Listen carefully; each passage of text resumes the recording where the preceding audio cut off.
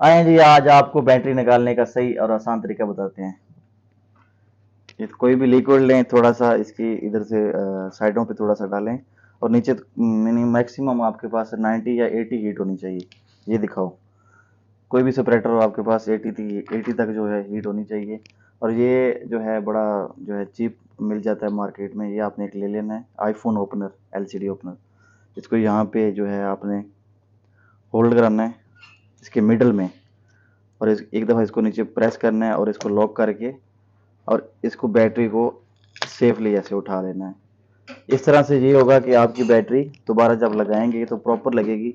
आप अगर इस तरह से निकालेंगे ट्यूज़र की तरह, ट्यूज़र की मदद से, तो वो यहाँ से बैटरी जो है बेंड हो जाती है और वो फिर दोबारा प्रॉपर नहीं बैठती और आपकी बैक लगाने में प्रॉब्लम आती है। तो सेफ और इजी तरीका सिर्फ ये